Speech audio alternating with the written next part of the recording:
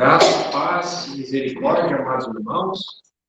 Dá prosseguimento ao estudo de Atos.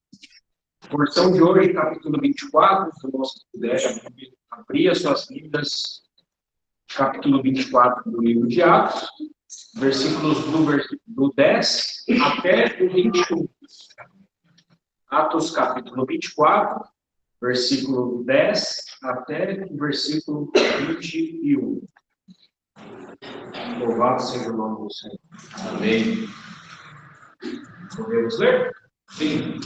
Paulo, ele, o governador, veio do sinal que falasse e respondeu, sabendo que há muitos anos esta nação, sinto-me à vontade para defender, visto poderes eficazes na área de filosofia, desde que subir a Jerusalém para nós, e que não me acharam discutindo com alguém, nem tampouco aglutinando o povo, fosse nas sinagogas ou na cidade. Nem te podem provar as acusações e agora fazem contra mim. Porém, confesso-te que, segundo o caminho a que chamam seita, assim eu sigo a Deus de nossos pais, acreditando em todas as coisas que estejam de acordo com a lei e nos escritos dos profetas, tendo esperança em Deus, também destacando de que a verdade é condição, tanto em justos como em injustos. Por isso também me esforço por ter sempre consciência pura diante de Deus e dos homens. Depois de anos, vim trazer escolas à minha nação e também fazer igrejas. E foi nessa prática que alguns judeus da nação me encontraram, já purificados do tempo, sem ajuntamento e sem tumulto, os quais deviam comparecer diante de ti e acusar se tivessem alguma coisa contra mim. Ou este por ocasião do meu compartilhamento perante o Senhor. Salvo essas palavras que falei, estando em repouso, sou eu julgado por vós, acerca da ressurreição. Vamos orar mais uma vez. Bem, amado Senhor, nós colocamos mais uma vez, nos entregando a Ti e esperando, Senhor, colocando toda a expectativa em Ti mesmo, Senhor. Aguardando de Ti, ó nosso Consolador, nosso Espírito Santo, nos revele, Senhor, o conteúdo desses versículos que nós lemos. Bem, fala nos nossos corações, aplica a Tua palavra, o Senhor mesmo, a cada um, Senhor. Nós cremos na Tua palavra, cremos no poder que há. Amém. Cremos que Tu tens tudo poder. Cremos que nada é impossível para o Senhor. Nós apresentamos esse momento diante do Senhor. Ó Senhor, nós queremos declarar mais uma vez essa noite. Todas as nossas fontes estão em Jesus. Amém. Em nome de Jesus. Amém. Bom, vamos contextualizar esses versículos, mais uma vez. Já estamos no capítulo 24. Nós vimos na semana passada os versículos do 1 até o versículo 9. Esses versículos que Paulo estava sendo acusado pelos judeus e apareceu uma figura nova ali, uma figura especial, um orador, uma espécie de advogado chamado Tértulo. E nós vimos, através das acusações de Tértulo, o caráter de Tértulo. Tudo isso foi visto na semana passada. Qual era o caráter de Tértulo? nós vemos que era um caráter de alguém bajulador, alguém desprovido de qualquer padrão ético e cheio de vileza. Tinha suas vilezas nas suas palavras ali. Só que, ao mesmo tempo, Tértulo, por ser um advogado, um orador, ele conhecia muito bem os interesses de Roma e ele usava de astúcia para atender os próprios interesses dele e, ao mesmo tempo, tentar deixar transparecer que ele também estava interessado nos interesses de Roma. E isso nós vemos através do teor das acusações que ele fez, tudo isso no versículo 5. As acusações dele contra Paulo, né? Esse foi o tema dos versículos 1 a 9. Judeus acusando a Paulo. Então, no versículo 5, ainda, Tértulo acusou Paulo de ser primeiramente o quê? Uma peste. Em segundo lugar, o que Tértulo acusou Paulo? De que Paulo promovia sedições entre os judeus. Não só de Jerusalém, que foi onde Paulo foi encontrado, mas sedições entre os judeus do mundo todo. Algo pesado, né?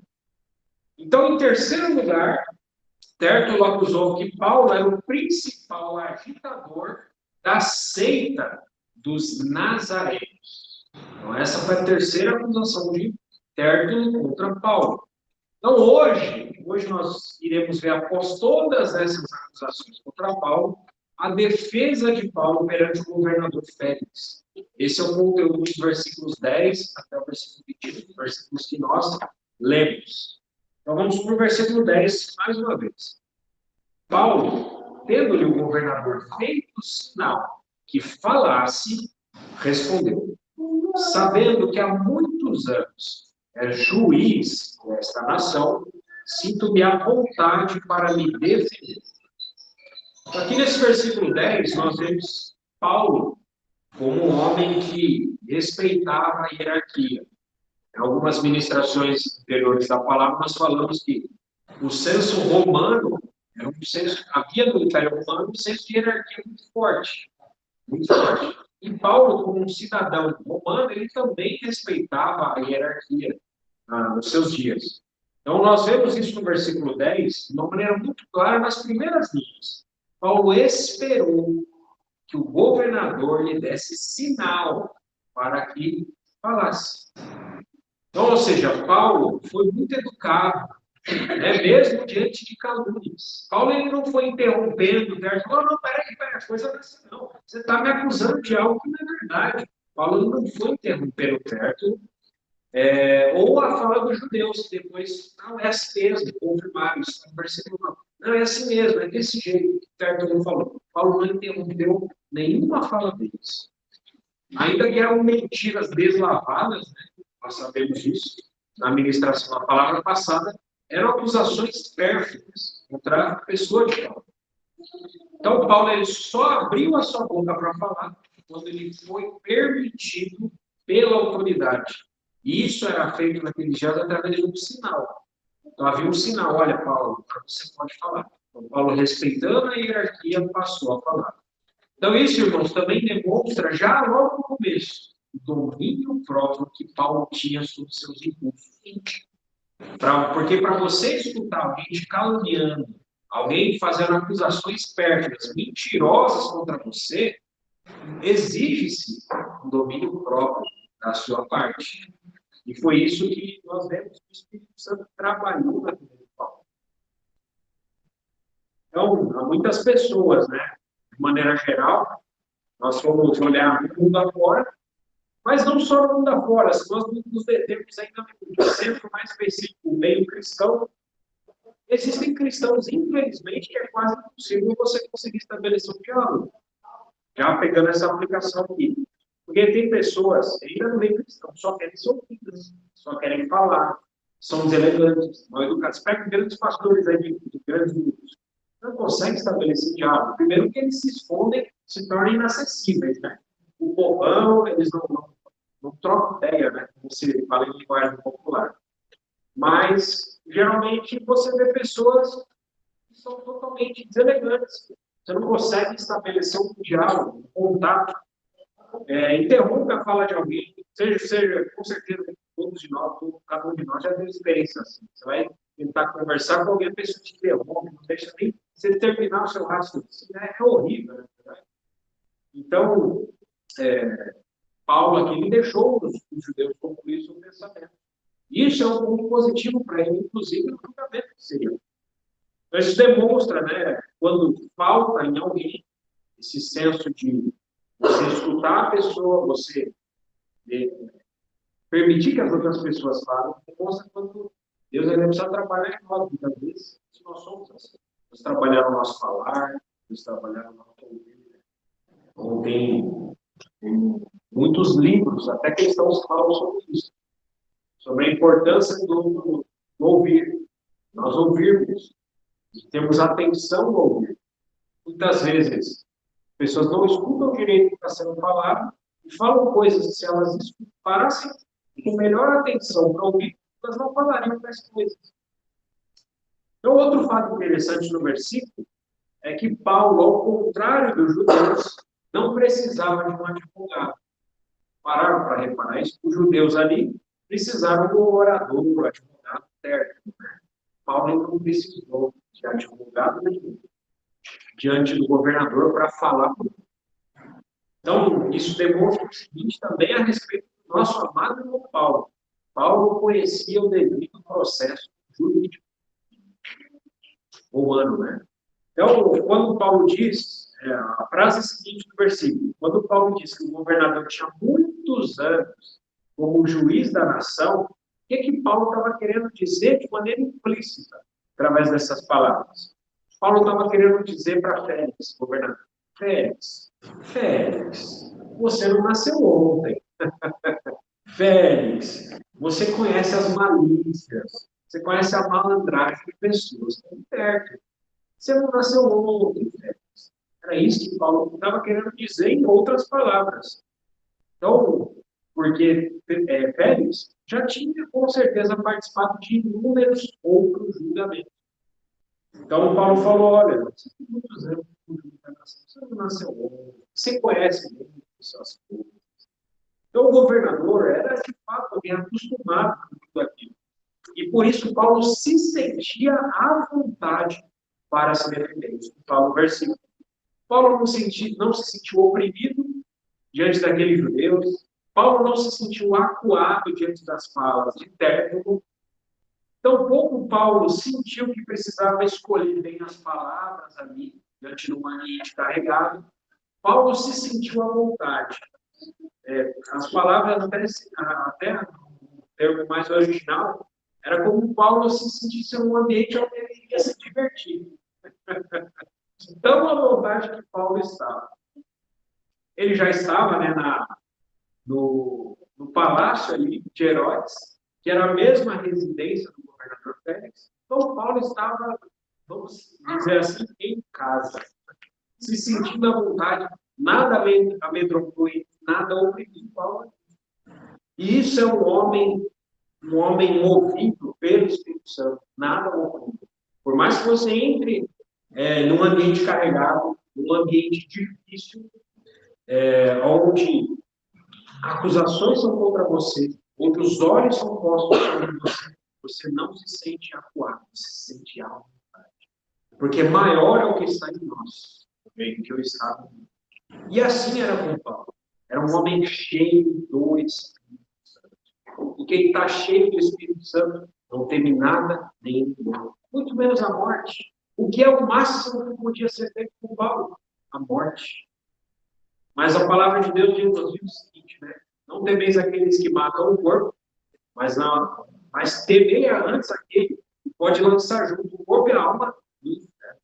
Então, Paulo não temia aqueles homens. Paulo estava à vontade. Então, algo, né, que aprendemos aqui com Paulo, mais uma coisa que nós aprendemos com Paulo, é que em contraste com o modo que o Senhor Jesus, na maioria das vezes, repetia, a gente já falou sobre isso, mas é segurança a gente sempre repetir, o Senhor Jesus encarava os seus opositores, na maioria das vezes, como uma ovelha pura. Essa não foi a direção do Espírito Santo para Paulo. Paulo discerniu que, por mais que o Senhor mesmo lhe prometeu, o Senhor tinha prometido para Paulo, Paulo, você chegará em Roma. Só que Paulo não deveria ficar passivamente esperando, né? Usando a frase do nosso hino nacional, deitado em verso esplêndido. Paulo não ficou passivamente esperando. Ah, Deus prometeu que eu vou para Roma. Eu não vou fazer nada. Deixa que eles falem. Não foi essa a postura de Paulo. Então, Paulo discerniu pelo Espírito Santo que não devia ter uma postura passiva. Deus agir, cumprir o seu propósito. Mas que aqui, especificamente, Paulo era participante atuante do propósito de Deus, e que Paulo sim precisava agir. Paulo sim precisava tomar uma atitude. Então era necessário que Paulo se defendesse e exercitasse a sua sabedoria para se salvar a sua própria vida, das mãos dos perseguidores, a fim de cumprir seu ministério. Então, conosco, quantas vezes isso não acontece? E a gente não observa. Muitas vezes surgem circunstâncias na nossa vida, o Senhor nos coloca em ambientes para que nós exercitemos o nosso discernimento. Muitas vezes o Senhor nos fala, muitas vezes o Senhor até nos promete coisas. Muitas vezes o Senhor fala, olha, o Senhor nos dá impressões, o Senhor nos dá intuições sobre coisas relacionadas à nossa vida específica. Mas por conta da nossa passividade, nós impedimos que Deus cumpra aquilo que Ele mesmo prometeu na nossa vida. Muitas vezes Deus quer nos dar coisas, mas nós ficamos passivos. Olha, Deus de fato quer dar tal coisa. E a gente, em vez de buscar, bater na porta, né, como se fala, bater, abrir-se usar, né, ora, importuna igual aquela parábola que o Senhor falou. Vai dar pela importunação. O Senhor vai te responder pela importunação muitas vezes. É isso que o Senhor requer de nós. Assim como aconteceu com Paulo. Então, é questão de exercitar o discernimento. Porque, como a gente já falou em outras ministrações da palavra, também tem momentos em que o Senhor nos diz para que nós fiquemos quietos. Também há momentos que o Senhor nos fala, fique calmo, pacientes, porque vai ser uma ação apenas dele. E a nossa ação só vai atrapalhar a ação do Senhor. Então, nesse outro tipo de situação, o Senhor apenas requer quietude da nossa parte. E todo o nosso esforço é para parar os impulsos da nossa carne. Quão difícil é. Quão difícil é. Nós estamos aqui, né, no sábado à noite, as primeiras orações, e louvado o Senhor dizer isso. As primeiras orações geralmente são para que o Senhor possa parar os nossos impulsos, sejam pensamentos acelerados, né, emoções agitadas, desejos de outras coisas que nós já fizemos, coisas que vamos fazer. Então, às vezes, nós devemos nos esforçar, a nossa ação é para que nós fiquemos quietos diante do Senhor. Mas não foi esse caso aqui de Paulo, né? Mas, voltando a alguns exemplos do Antigo Testamento que a gente pode ilustrar, muitas vezes nas batalhas de Israel, nós vemos duas circunstâncias. Uma circunstância, o Senhor falava para o povo de Israel, exércitos e exércitos inimigos, circundando a nação de Israel. Olha, os números deles são muito maiores que os nossos. Eles vão nos oprimir, eles vão nos atacar. E o Senhor fala geralmente por meio de algum profeta, de algum sacerdote. Fiquem quietos, fiquem calmos. Hoje é Deus que peleja por vocês. E qual era a atitude do povo? Realmente ficar quieto. Deus mandava um anjo, Deus mandava um vento impetuoso, Deus confundiu os adversários, e os adversários eram destruídos sozinhos, sem o povo de Israel fazer nada. Mas havia outras circunstâncias, e é como a circunstância de hoje, que o Senhor mandava o povo ir à luta. Pelejem, lutem porque o Senhor vai dar vitória se vocês lutarem. Se vocês ficarem parados, não vai haver vitória. O Senhor requeria do povo uma ação, uma atitude. Vão para a luta, se esforcem, guerreiem. E guerreando eles conseguiram a vitória sobre os seus inimigos. Porque era uma batalha que o Senhor tinha prometido. Se vocês lutarem, vocês vão vencer. E assim aconteceu com Israel. E assim também é a nossa vida cristã, principalmente naquilo que se refere à batalha espiritual. Vamos para o versículo 11. visto poderes verificar que não há mais de 12 dias desde que subi a Jerusalém para adorar. No versículo 11, Paulo ele começa dizendo uma frase aqui bastante significativa. E é bem interessante. Visto poderes verificar. Começa assim o versículo. Isso significa o seguinte, que o que Paulo passaria a falar dali em diante eram fatos que qualquer um conseguiria verificar. Então, dentre eles, inclusive, o governador Félix. Por que Paulo falou isso? Porque, diferentemente dos acusadores de Paulo, Paulo estava apresentando coisas que poderiam ser verificadas. Os acusadores, se nós formos voltar alguns versículos atrás, versículo 5, vamos olhar o começo do versículo 5. Como é que foi a fala dos acusadores? Porque, tendo nós verificado, opa, eles mesmos checaram os fatos, eles mesmos eram os checadores de fatos, percebe? O que eles estavam dizendo não só era algo. O que eles estavam dizendo não era algo acessível para todos. Eram supostos fatos que não dava para ninguém verificar. Porque eram fatos que só eles verificaram, só eles checaram tais coisas.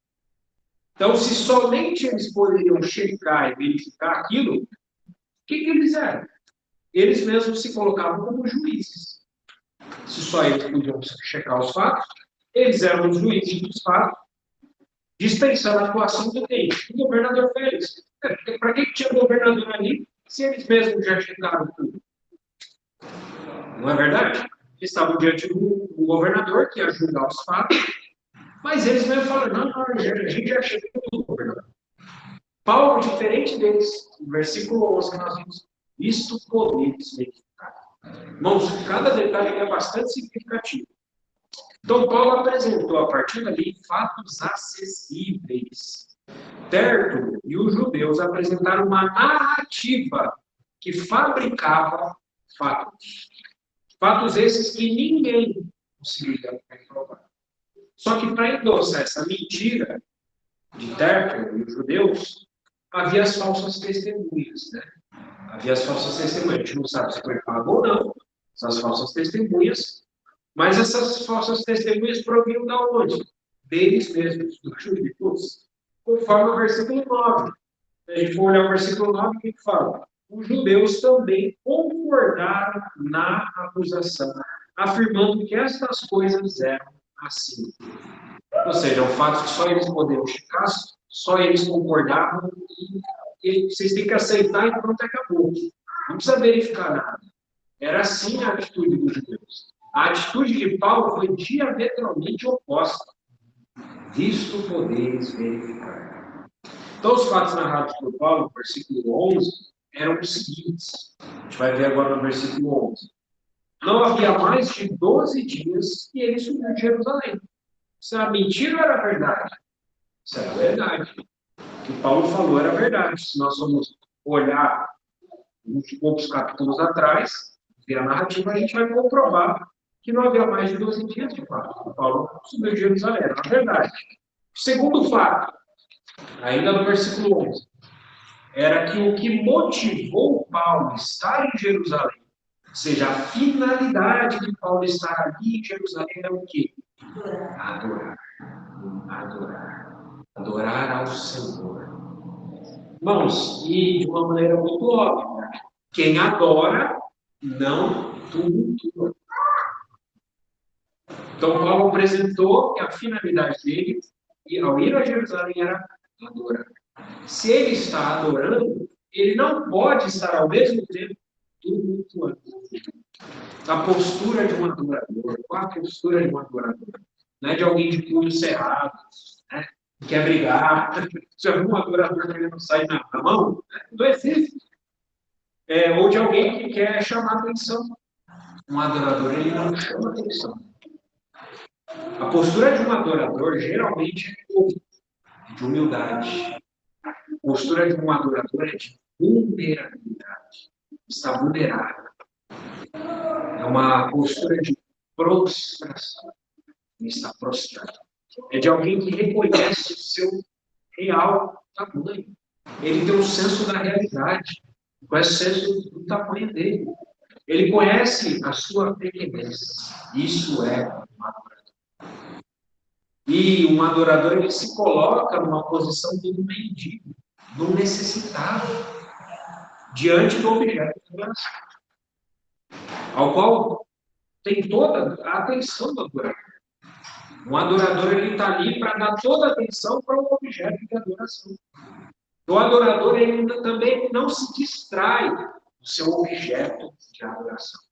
O adorador, ele está centrado, focado no seu objeto de adoração. Oh, irmãos, quanto tumulto, né, na igreja cristã nós evitaríamos se houvesse mais adoradores. Tantos tumultos no meio cristão, mas se todos fôssemos adoradores, os tumultos cessariam, as brigas cessariam, as divisões acabariam. Então, Cristo, né, a gente pode até perguntar, uma pergunta retórica, Cristo, ele merece ou não merece a nossa atenção? Cristo merece ou não merece o nosso foco? Que ele seja o nosso centro, o nosso culto, nosso objeto de adoração. A nossa afeição, ele merece o nosso lugar. O Senhor, ele merece. Então, quanto mais tumulto, né, menos adoração. Quanto mais adoração, menos tumulto. Paulo não podia estar em Jerusalém adorando e tumultuando ao mesmo tempo. Então, versículo 12. E que não me acharam no templo discutindo com alguém, nem tampouco amotinando o povo, fosse nas sinagogas ou na cidade. Então, no versículo 12, Paulo ele continua apresentando fatos verificáveis ao governador Félix. Não acharam, ninguém achou Paulo discutindo no templo com ninguém. Isso não acharam. Era algo que podiam perguntar para vários judeus que estavam ali naquele momento. Paulo estava discutindo com alguém? Não, Paulo não estava discutindo com ninguém. Era verificável. Era um fato inegável. E outro fato que Paulo apresentou. Paulo também não motivou. Paulo não estava promovendo motins. Ele não estava criando nas sinagogas judaicas, nas cidades, em nenhum lugar no filho dele. Paulo não estava provocando confusões. O que vemos, na verdade, é o contrário. Né? Em diversos lugares, os judeus promovendo conspirações para matar Paulo. Versículo 13. Nem te podem provar as acusações que agora fazem contra mim. Então, no versículo 13, Paulo confronta os judeus que estão ali presentes, e Tértulo também, desafiando eles a trazerem provas válidas, provas reais, cabais, das acusações contra ele. Paulo afirmou ao governador Félix que aqueles judeus não podiam provar nenhuma, absolutamente nenhuma das acusações contra ele. Paulo estava desafiando, apresentem provas, vocês não podem provar. Versículo 14. Porém, confesso-te, segundo o caminho, a que chamam seita. Assim eu sirvo ao Deus de nossos pais, acreditando em todas as coisas que estejam de acordo com a lei e nos escritos dos profetas. Aqui no versículo 14, Paulo ele fez uma confissão. Só que não era uma confissão de um delito, mas era uma confissão de fé. Amém. Paulo fez uma confissão de fé. Paulo ele não perdia oportunidades. Diante daqueles algozes judeus, diante de Tértulo, diante do governador Félix, Paulo aproveitava cada momento para testemunhar. Era um momento de Paulo se defender das acusações, e ele já começou se defendendo muito bem. Mas se ele pudesse encaixar um testemunho ali, Paulo faria. E foi o que ele fez. Paulo confessou a sua fé diante daqueles judeus e do governador Félix. Então, a confissão de Paulo, qual era? Nós vemos no versículo 14. Era que, segundo o caminho, a que chamam seita, então nós já falamos sobre isso, né? Várias vezes chamavam a igreja, é uma referência à igreja cristã, naqueles dias Ah, quem são aqueles? São os do caminho. E eles achavam que era uma seita judaica, porque os cristãos utilizavam as escrituras dos judeus, o Antigo Testamento. Então, acreditava-se que a igreja era uma seita judaica. O pessoal do caminho lá. Possivelmente, né, porque os cristãos naqueles dias se referiam que Jesus de fato, Jesus é o caminho para Deus. Aquilo que todo o Antigo Testamento aguardava, aquilo que todo o Antigo Testamento testemunhava e prometia, os cristãos encontraram em Jesus e falaram: olha, Jesus é o caminho. Aquilo que Moisés e os profetas falaram, é Jesus que cumpre, ele é o caminho para Deus. Jesus é a escada de Jacó. Aquela escada onde os anjos de Deus subiam e desciam é Jesus Cristo. A todas aquelas figuras, aqueles símbolos do Antigo Testamento, é Jesus Cristo, ele é o caminho. Nós encontramos o caminho. Então, muito possivelmente, né, é por conta disso. Chamavam os cristãos, naqueles dias da igreja cristã, de caminho. Só que nós sabemos, né, a igreja cristã, ela não é uma seita de judaísmo. A igreja não tem nada a ver com o judaísmo. Então, haviam várias seitas naqueles dias, era muito mais fácil enquadrar uma seita, né, dentro do entendimento da época, tinha os essênios, os fariseus, saduceus, herodianos, etc. E eles, para eles, temos um caminho também. Então, louvado seja o Senhor. Então, o segundo caminho, dentro da confissão de fé de Paulo, e não segundo os saduceus, os fariseus e as demais seitas judaicas, tinham visões distintas acerca de assuntos-chave das Escrituras, Paulo servia ao Deus dos pais dele, Deus da nação de Israel, Yahvé Adonai. Então, esse versículo 14, mais adiante, ele nos deixa um princípio. Se a gente for notar o versículo 14, ele vai nos deixar um princípio de como Paulo servia a Deus naqueles dias. É um princípio muito interessante. Como Paulo servia ao Senhor? E um princípio para todos nós que desejamos servir ao Senhor. E como a igreja cristã servia a Deus naqueles dias. Na verdade, é a única maneira de servir ao Senhor como cristãos em todas as épocas. Irmãos, não existe outra maneira de servir ao Senhor. Qual é essa maneira? O versículo nos apresenta acreditando, crendo em todas as coisas que estejam de acordo com a lei nos escritos dos profetas. A igreja cristã crê nisso. A igreja cristã sempre creu nisso, desde o começo até os dias de hoje. Por mais que haja pessoas que se digam cristãs e que tentem se separar das Escrituras, a igreja cristã sempre creu e sempre vai crer, até o dia onde ela será removida da terra. Então, se a igreja cristã crê nisso, significa que ela não tem como objeto de fé descobrimentos científicos, por exemplo. Como é que a igreja cristã serve ao Senhor? Lei e profetas. Descobrimentos científicos não são base para o nosso serviço ao Senhor. Então, isso não significa que nós, como cristãos, eu sou ignorante da ciência, que eu mesmo não posso fazer ciência, ou que a gente não respeita o método científico. Não tem nada a ver. Mas nós cremos que o método científico, bem como todas as coisas criadas pelo homem, não são perfeitas.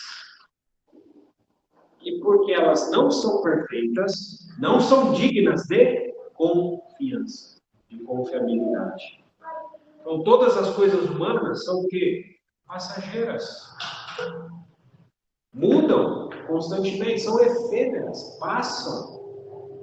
A própria ciência vive mudando. Então, por isso, nós também anunciamos em experiências. Ô, irmão, fulano de tal tem tal experiência. Vamos aplicar para a igreja inteira. Não. Nós servimos aos deuses de nossos pais, nos confiando, nos fiando, tendo como porfiador a lei dos profetas, as escrituras sagradas. Então, se alguém perguntar para você, como é que você serve a Deus? A resposta está aqui no versículo. Crendo em todas as coisas da lei dos profetas. É parcialmente como os liberais fazem? Não. É só o que convém para nós? Esse versículo aqui, esse aqui eu não gosto desse aqui, eu vou tirar da Bíblia. Não, são todas as coisas. Não é dizendo que a Bíblia contém a palavra de Deus, a Bíblia é a palavra de Deus. Então, o versículo fala todas as coisas, não é parcialmente. Então, nós servimos a Deus acreditando em todas as coisas que estejam de acordo com a lei e os escritos dos profetas. Então, aqui nesse texto, também extraímos outra resposta do porquê o serviço a Deus tem sido pouco efetivo no meio cristão. Já pararam para pensar nisso? A resposta está aqui também. Versículo 14. Existem muitos cristãos. São cristãos há 20, 30, 40, 50 anos. E nós vemos que o serviço tem pouca utilidade, pouca efetividade. A resposta está aqui. Pouca utilidade nas mãos de Deus. A grande maioria dos cristãos, de uma maneira geral, se você for olhar, parar para ver a cristandade, são espectadores de cultos. Não passam disso. Espectadores de cultos com pouco ou nenhuma vitória na vida diária. Presos a pecados há muitos anos. Não conseguem se libertar de muitas coisas. E a resposta é que o tamanho da nossa utilidade para Deus é o tamanho do quanto cremos. Cremos e experimentamos as coisas que há na lei e nos profetas, nas Escrituras. E até uma irmã do passado, que ela tinha a Bíblia dela toda anotada, toda riscada. Ela pegava um versículo tal, falava, ela colocava a data que ela leu o versículo pela primeira vez e embaixo ela colocava a data que ela experimentou aquele versículo. Então, nós servimos a Deus, crendo, recebendo, tendo uma experiência profunda com tudo aquilo que está na lei e nos profetas. Amém. Então, o assunto aqui está relacionado ao serviço ao Senhor. Nós não estamos falando de salvação aqui, é serviço. Para crer, mínimo é necessário. Para o serviço, existe uma medida de utilidade para cada filho de Deus. Paulo, a gente pergunta, Paulo foi o último nas mãos de Deus? Aí a gente pergunta de novo, outra pergunta. Paulo conhecia bem a lei dos profetas? Paulo foi fariseu, criado aos pés de Gamaliel, conhecia muito bem. Paulo, uma vez iluminado pelo Senhor, Paulo, sem dúvida, passou muitos anos em Tarso ali, a gente conjectura aqui, revendo tudo aquilo que ele conhecia da lei dos profetas, à luz do Messias, de Cristo. Então, em toda a história da igreja cristã, se nós formos olhar esses 2000 anos de história da igreja cristã, as pessoas que foram grandemente utilizadas na mão de Deus. Citando exemplo, Lutero. Lutero conhecia as Escrituras? Conhecia. Ainda que a gente encontre erros nesses irmãos. Mas Lutero conhecia muito bem. E Deus utilizou ele para a reforma protestante. Foi muito usado por Deus. Agostinho conhecia muito bem as Escrituras? Conhecia. O maior tratado filosófico da humanidade foi ele que fez, A Cidade de Deus. Um livro incrível. Embora também encontremos erros, mas ele conhecia muito bem a lei dos profetas. Francisco de Assis, Tomás de Aquino, poderíamos citar um monte de irmãos. Os irmãos que foram muito utilizados nas mãos de Deus, nas determinadas épocas, conheciam muito bem a lei dos profetas. Todos eles tinham em comum, serviam a Deus de acordo com os escritos da lei dos profetas, segundo as Escrituras. Irmãos, ainda dentro desse outro do versículo 14, tem um outro detalhe escondido aqui. A palavra sirvo. O vocábulo grego original mencionado nessa palavra significa servir como sacerdote. Não era qualquer tipo de serviço. Era um serviço de sacerdote. Paulo ele foi utilizado, se a gente for parar para pensar, né? O sacerdote, falando de uma maneira bem resumida, grosso modo, ele aproximava os homens de Deus. Através de todo aquele processo ali, ele aproximava Deus dos homens e os homens de Deus. Então, de uma maneira bem grosso modo, sem entrar em detalhes. Paulo servia a Deus como sacerdote. Quantas pessoas Paulo não aproximou do Senhor Jesus? Então, isso está escondido aqui no versículo 14. Vamos para o versículo 15. tendo esperança em Deus, como também estes a têm, de que haverá ressurreição tanto de justos como de injustos.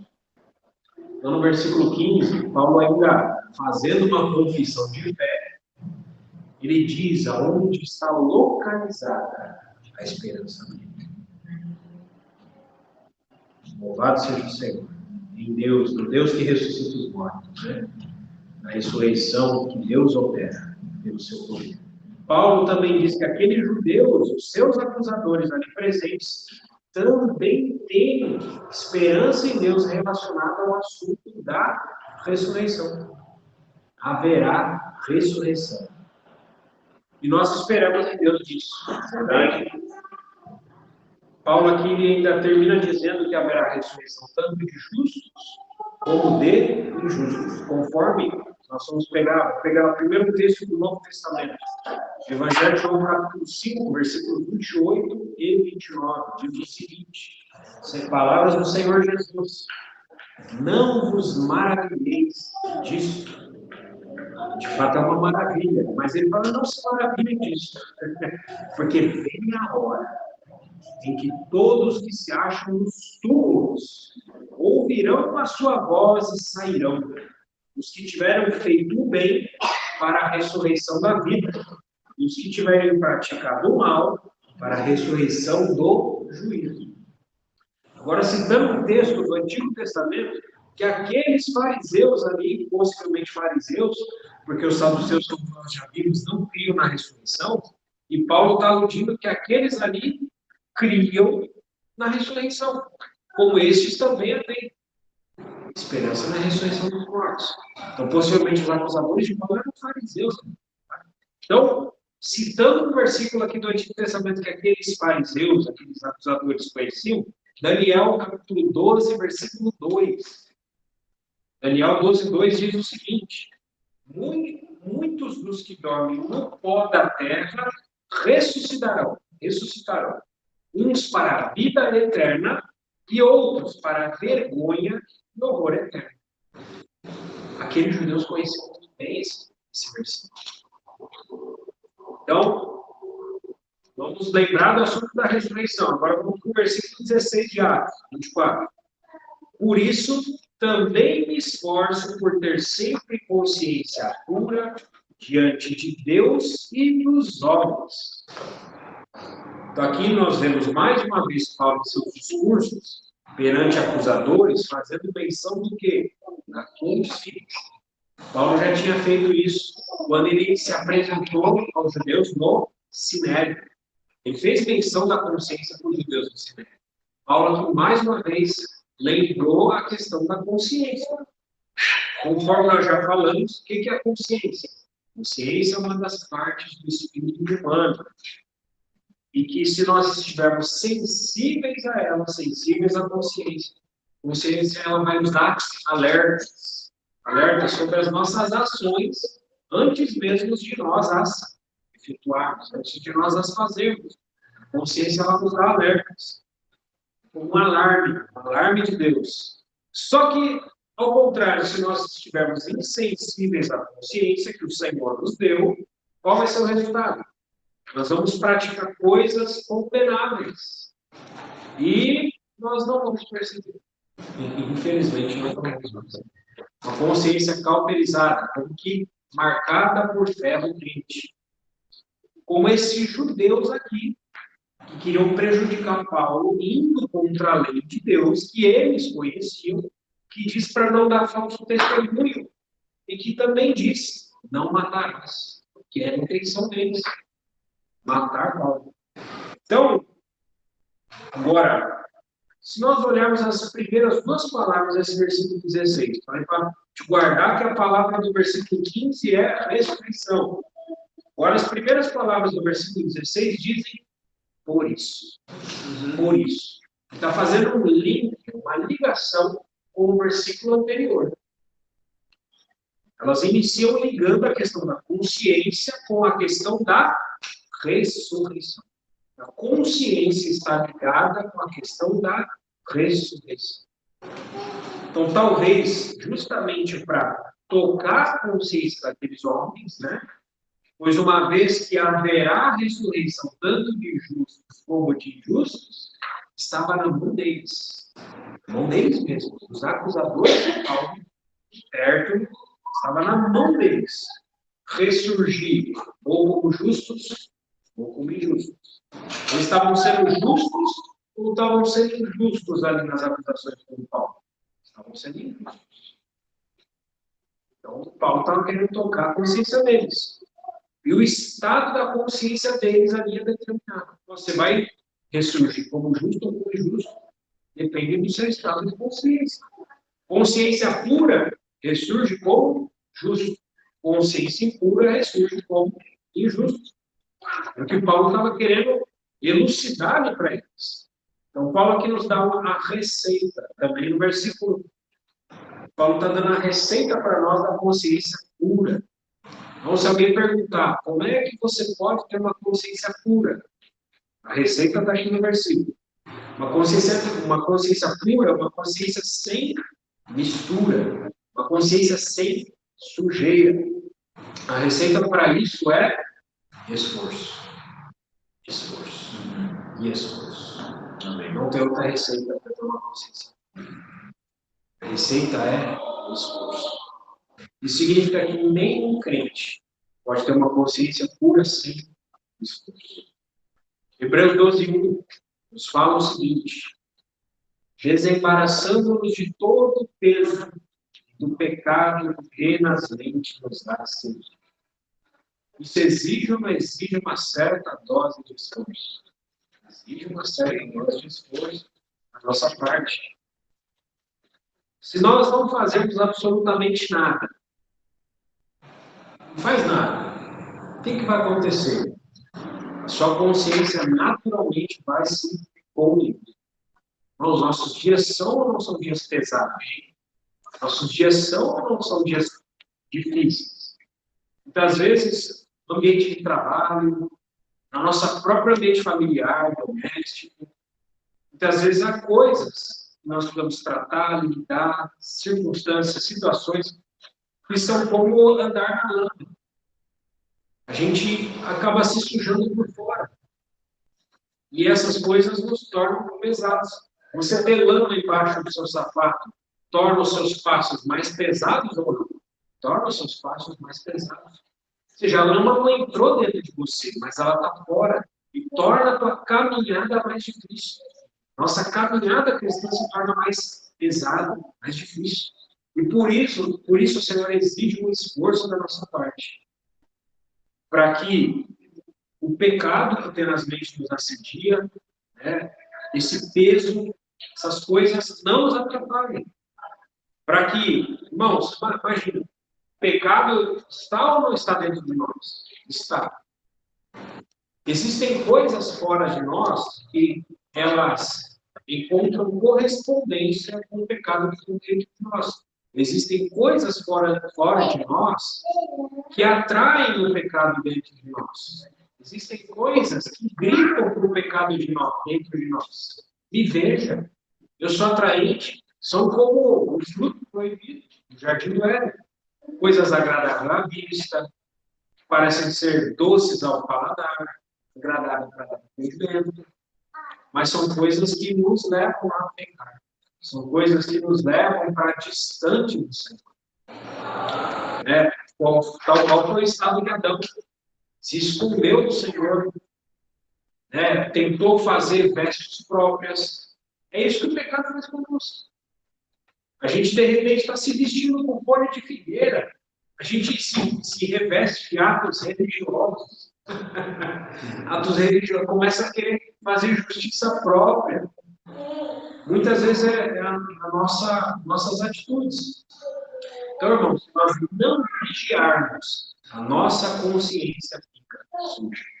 Então, a receita para ter uma consciência pura é esforço. Então, como a gente pode, então, de maneira prática, nos esforçar para ter uma consciência pura na vida diária, diante das circunstâncias que aparecem para nós? Evitando, na medida do possível, contato com certas pessoas, com certos ambientes, certos lugares. Nós podemos vigiar, orando e louvando ao Senhor. Só que, muitas vezes o Senhor, pela sua graça, pela sua soberania, pela sua misericórdia, Ele não vai permitir que nós nos ausentemos de determinados ambientes. Por exemplo, o ambiente de trabalho. A gente precisa. No suor do teu rosto comerás da boca. Às vezes o ambiente de trabalho é um ambiente pesado, que dificulta a nossa vida.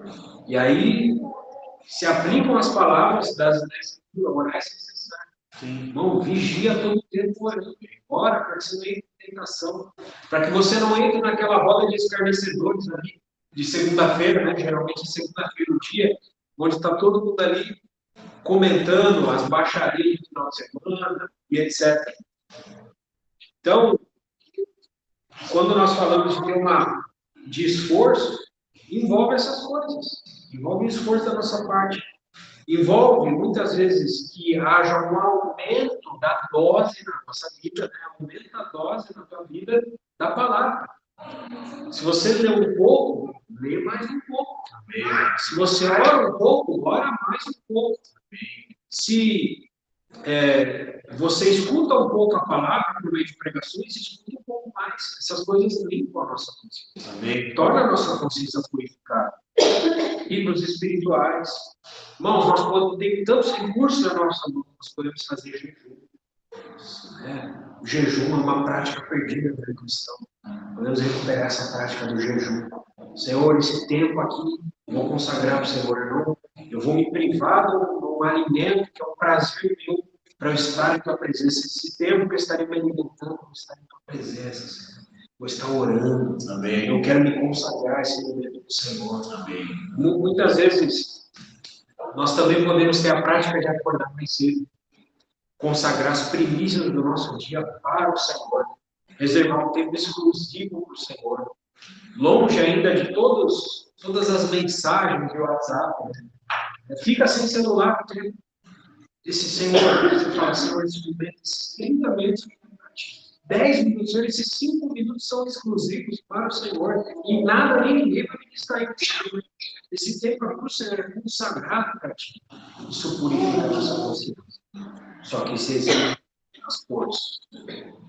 Então, Paulo ele se esforçava para ter uma consciência pura diante de Deus. É isso que o versículo fala primeiro. Filho. Isso significa que Paulo ele tinha a noção de que todas as suas ações aqui não passavam despercebidas aos olhos daquele que tudo vê, todas as coisas e do qual nós iremos prestar contas. Daquele Deus que é fogo consumidor. Então, isso também significa que tudo aquilo que a palavra de Deus condena, Paulo se esforçaria para não praticar. Isso é ter consciência pura diante de Deus. Só que o versículo não para aí. O versículo ele também fala que Paulo também se esforçava para ter uma consciência pura diante dos homens. Então, por um lado, uma coisa é ter consciência pura diante de Deus. Paulo se esforçava para isso. Paulo com certeza lia as Escrituras, tinha o seu tempo de oração, tinha as primícias do seu dia para o Senhor, tinha o seu tempo de louvor, sem dúvida alguma. Seu tempo de pregação do Evangelho também purifica a nossa consciência. Pregar o Evangelho. Mas Paulo ele também tinha a intenção do seu coração de ter uma consciência pura diante dos homens. Isso não significava que Paulo estava tentando ser político com os homens, né? Ou tentava agradar os homens.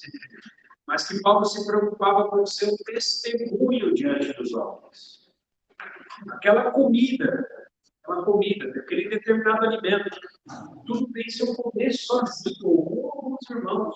Ninguém vai se escandalizar, não vai ter problema com esses irmãos, vão comer determinado alimento.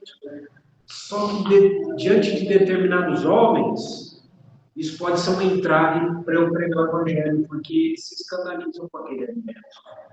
Então, Paulo tinha a plena noção, não vou comer aquele alimento diante de tais pessoas, ou aquela bebida, ou aquela piada. Eu não vou fazer aquela piada diante daquelas pessoas. Podem se escandalizar. Ou aquela conversa. Ou aquela roupa. As pessoas podem se escandalizar. São coisas que para o Senhor não tem problema. A consciência está pura diante de Deus. A Bíblia não condena tais coisas. E nos é lícito.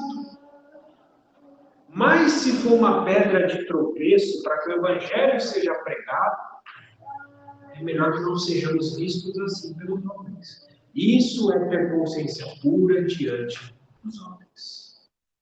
É uma frase conhecida. O crente lê, né? Ou deveria ler a Bíblia. Só que o mundo ele não lê. O que o mundo lê? O mundo lê o cristão, o mundo lê o crente, o mundo nos lê. Então, se nós somos motivo de escândalo, as pessoas não nos darão ouvidos quando nós falarmos do Evangelho. Mas se nós nos esforçarmos para manter um bom testemunho, será muito mais fácil as pessoas nos ouvirem quando falarmos do Evangelho. Isso é consciência pura diante dos homens. Versículo 17. Depois de anos, vim trazer esmolas à minha nação, e também fazer oferendas. No versículo 17, Paulo relata que após anos, ele veio à cidade de Jerusalém. Isso de fato foi assim. Lembrando que Paulo está fazendo a sua defesa perante o governador Félix. Então, como vimos em Atos, só em Éfeso, Paulo ficou 3 anos na cidade de Éfeso. A distância de algo amado, né? Ele fala aqui, depois de anos, a gente pode prever nessas palavras de Paulo, né? Paulo já ficou 3 anos em Éfeso. A distância de algo amado, Paulo, sem dúvida alguma, amava a cidade de Jerusalém. A distância de algo amado só nos faz aumentar a expectativa de encontro. Não é verdade? Então imaginemos quanta vontade Paulo não tinha de estar na cidade de Jerusalém. A cidade onde ele mesmo foi criado. Paulo foi criado na cidade de Jerusalém. Onde havia sua irmã e seu sobrinho, como nós vimos há pouco tempo atrás, cidade de Jerusalém. Onde havia o templo, onde havia tantas coisas. A amada cidade de Jerusalém. Paulo ficou tanto tempo longe, tanto tempo em Éfeso, depois de tantos anos. Ele fala, a gente parece que consegue imaginar a vontade de Paulo. Poxa, eu queria estar aqui de volta. Então, ele queria estar diante dos compatriotas dele. Paulo relata aqui nesse versículo o amor dele à sua nação. Pois ele veio de longe trazendo as esmolas para os judeus.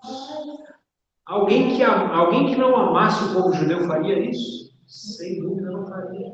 Mas alguém que amava das suas entranhas o povo judeu, de fato faria isso. E como nós sabemos, Paulo nas suas viagens ia de cidade em cidade, arrecadando esmolas, juntando para um dia vir para Jerusalém e dar esmola para o seu amado, seus compatriotas. Ele veio de longe trazendo esmolas para os judeus. Essa atitude de Paulo, ela revela o quê? Que a igreja, ela também tem sim a sua função social. A igreja tem a sua função social. A função social da igreja tem sim o seu lugar. Então nós vemos que Paulo veio para fazer o bem para os seus acusados compatriotas, né? E infelizmente Paulo foi retribuído com o mal da parte deles. E nisso ele se assemelha ao Senhor Jesus. Veio, né? Para o que era seu, os seus não receberam. Então, por fim, o versículo diz que ele também foi a Jerusalém com a finalidade de fazer oferendas. Então, oferenda significa oferecer algo a uma dignidade. Oferenda tem uma conotação com algo de uma dignidade. Então, Paulo foi a Jerusalém oferecer algo a Deus. A palavra oferenda é mais de oferecer. Talvez Paulo ali ofereceu uma consagração a Deus. Paulo, Senhor, a minha vida é tua. Paulo fez uma oferenda para o Senhor. Então, isso era algo espiritual. Irmãos, então nós vemos aqui, nesse versículo, algo muito interessante, outro princípio também. Como nós já falamos, a igreja ela tem sim a sua função social, só que nesse versículo nós vemos que o social, ele está sempre vinculado ao espiritual, e não separado.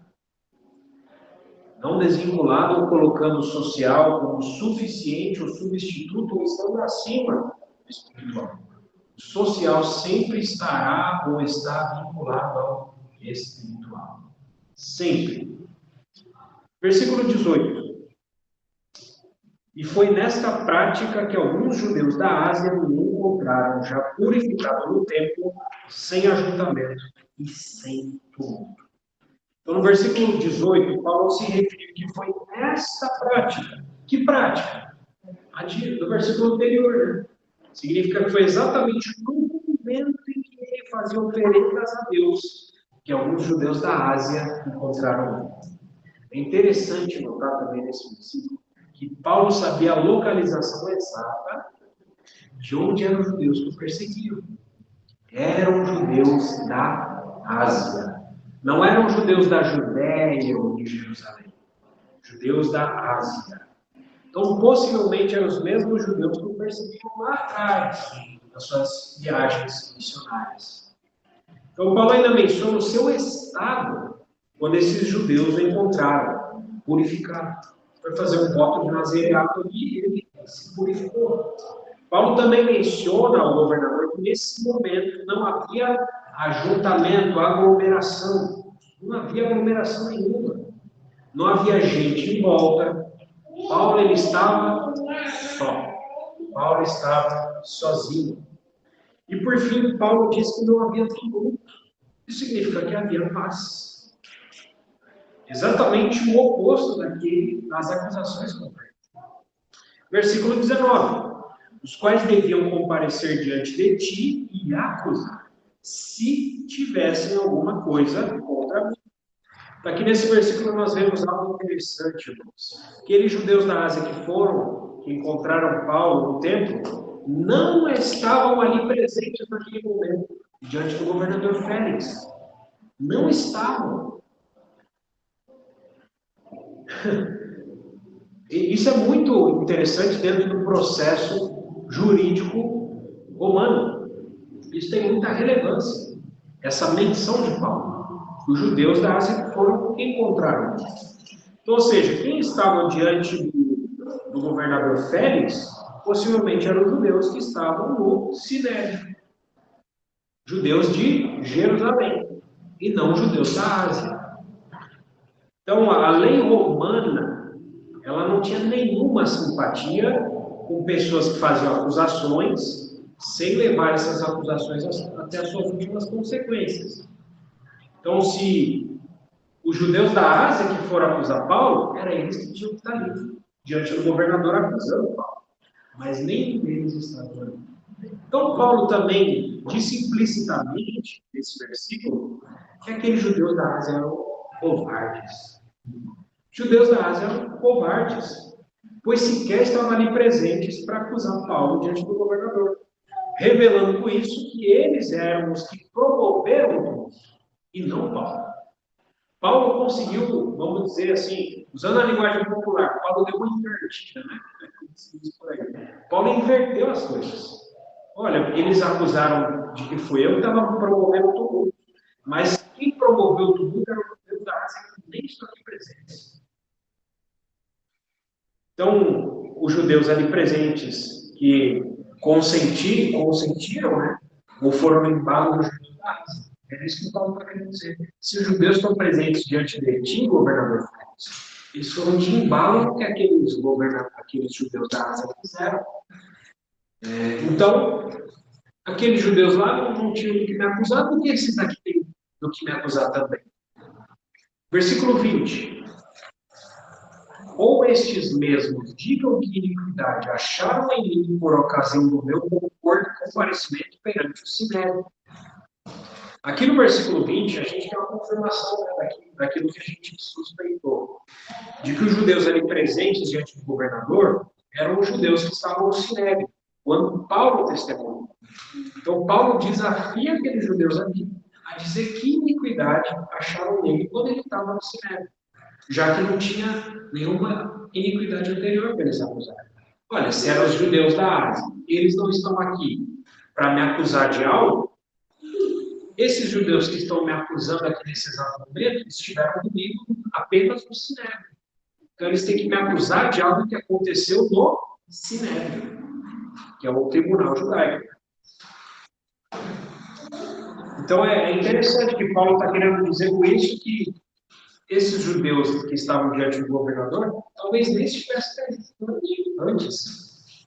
E, irmãos, isso é incrível. A sabedoria do Espírito Santo nas palavras de Paulo. Porque ele conseguiu inverter coisa por coisa, acusação por acusação, mentira por mentira. Então, com essas simples palavras, Paulo conseguiu destruir todas as mentiras que Tértulo havia falado a respeito dele. Versículo 21, para finalizar.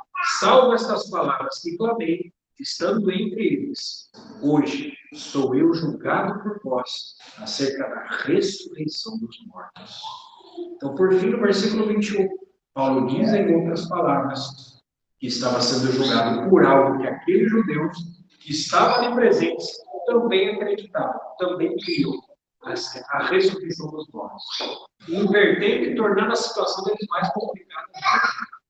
É interessante notar que, com toda essa defesa de Paulo, em nenhum momento, em absolutamente nenhum momento, todos esses versículos que nós vemos aqui, nós não vemos Paulo com autocomiseração, com vitimismo. Nós não vemos Paulo cheio de compaixão por si mesmo. Oh, governador, coitadinho de mim, eles me espancaram. Nós não vemos Paulo agindo assim. Nós só vemos alguém que narra os fatos, exatamente como eles aconteceram. Sem precisar bajular ninguém, igual Tértulo fez, e sem precisar se corromper.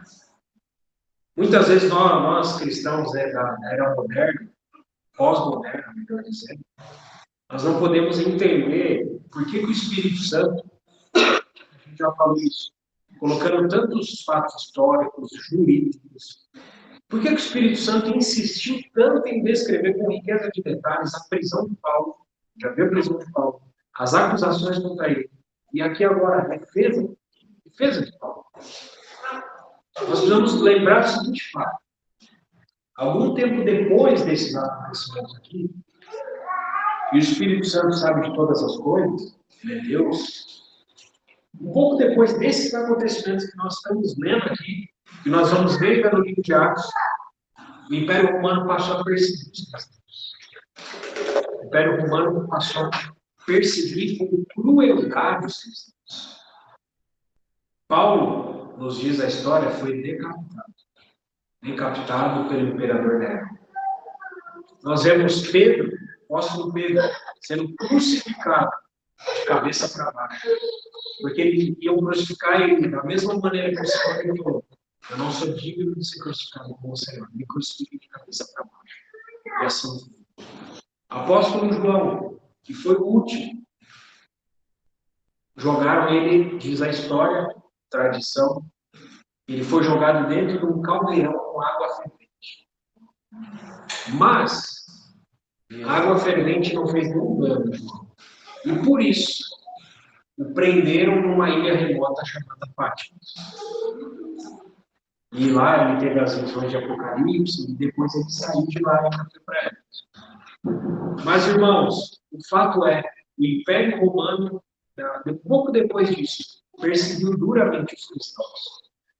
De modo que a defesa de Paulo aqui não foi apenas a defesa de Paulo contra os judeus e contra os gentios, contra os romanos.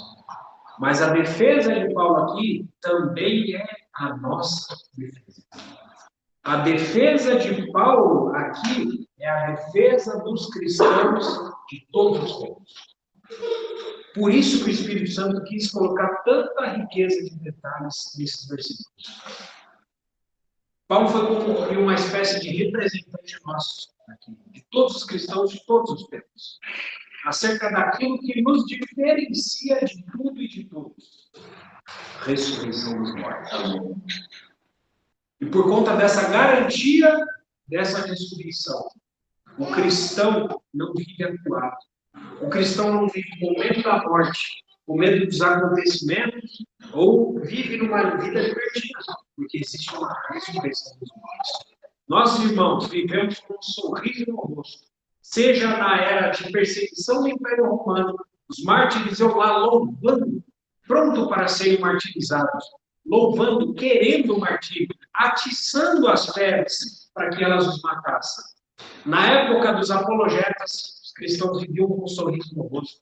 Na Idade Média, os cristãos viviam com um sorriso no rosto. Debaixo de opressão de sistemas religiosos, cristãos viveram com um sorriso no rosto. Diante de sistemas impuros, malignos, de governos, seja quais forem, os cristãos vivem com um sorriso no rosto, porque existe uma garantia para nós da ressurreição. Amém. Se Jesus Cristo ressuscitou, porque Ele ressuscitou, nós também ressuscitaremos.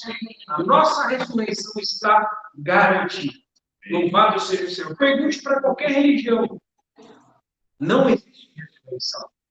Nós cremos na ressurreição de Cristo. Nós cremos que um dia nós vamos ressuscitar. Ressurreição dos justos. Amém. Louvado seja o Senhor. Amém. Vamos lá. Amém. Senhor, nós te louvamos, porque a tua palavra nos defende e nos dá garantias. Nós não vivemos vidas inseguras. Nós não vivemos sem aonde se apoiar. Nós temos uma ressurreição garantida. Nós temos um Senhor que ressuscitou. Olha, nós nos gloriamos na ressurreição dele.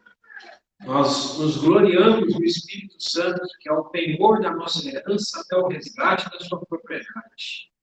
Te louvamos, Senhor, porque seja em qualquer regime ditatorial, seja o que for, nós podemos viver em alegria, porque a tua palavra nos dá segurança. Nenhum motivo será removido da tua palavra. Passará o céu e a terra, mas as tuas palavras não passarão. Ajuda-nos, Senhor, a servir, crendo em todas as coisas que diz a lei e os profetas. Senhor, nós somos teus, quer na vida, quer na morte. Nós somos teus escravos, teus servos, queremos te servir também como sacerdotes aqui.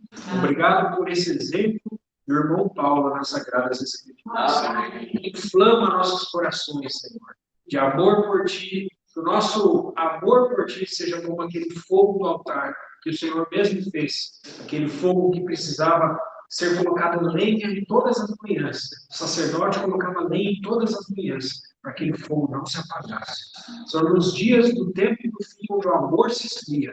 Não deixe o nosso amor por ti se esfriar, mas faz que ele se inflame, Senhor. Ó, dá-nos cada vez mais fé na tua palavra, Senhor. Em nome de Jesus. Amém.